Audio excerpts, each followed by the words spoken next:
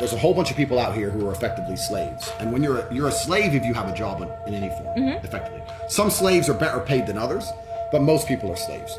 In the days of slavery, what would happen is the slave masters would use control and aggression and influence to convince you to do work for free. So what they could do is they could get work out of you with something that they can generate from the sky, right? They can be aggressive from the sky, influence from the sky, a couple bullets are cheap, whatever it took, and they could get your labor. Now we have the exact same thing, but they just use fiat. They use fiat money. If the people in charge of the world can print unlimited amounts of said thing, and you'll give up your life for certain amounts of said thing, then they own you.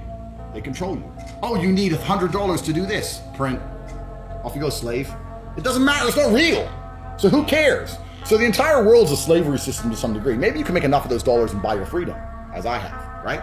But in general, it's a slave system. And anyone who's out here who still believes, because it seems to be there are some people who still believe in like saving up and save my money, and if I'm really diligent, I get a mortgage, and in 28 years I might own the Man, it's a trap. All of it is a trap. Have you ever met a rich person, asked them how they got rich, and they said saving? No. No!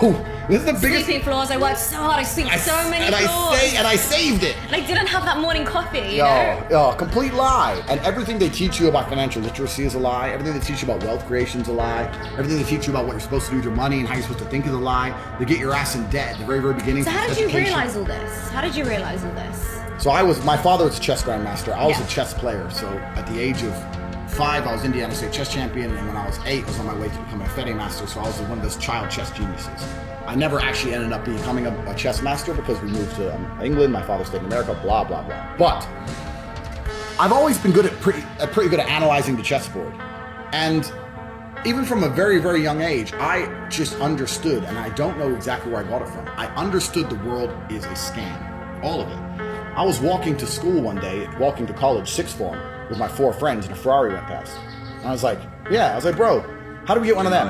He's like, oh, don't know. What do you mean, don't know? Doesn't it bother you? He has 400 grand for a car. Doesn't that anger you that he has 400 G's for a car and our parents are broke or in a council estate? They're like, I guess. That's the average man. Like, the average man has no fire inside of him. I'm 16. I couldn't sleep for 3 days till I saw a Rari. I was like, I want a Rari. I want one. Now I have 4. No, but this is the exact point, right? So I always had the fire inside of me. And what happened is, growing up in Luton especially, all the Asian boys who are driving these fast cars, when you go to a petrol station 3 in the morning and a Lambo and a Rari pull up, you know they're done doing drugs. Yeah. You don't look at them and go, he worked hard in school. No way. Got that age. Yeah, no, exactly. So I always had an intrinsic understanding that the only way to truly get rich is to break the system in some degree. So when I was going to school and the school was trying to purport the system, they're trying to convince me that the system is the best way to have a successful life, I was sitting there going, but everyone's living the life I want. Broke the system. I don't believe in any of it.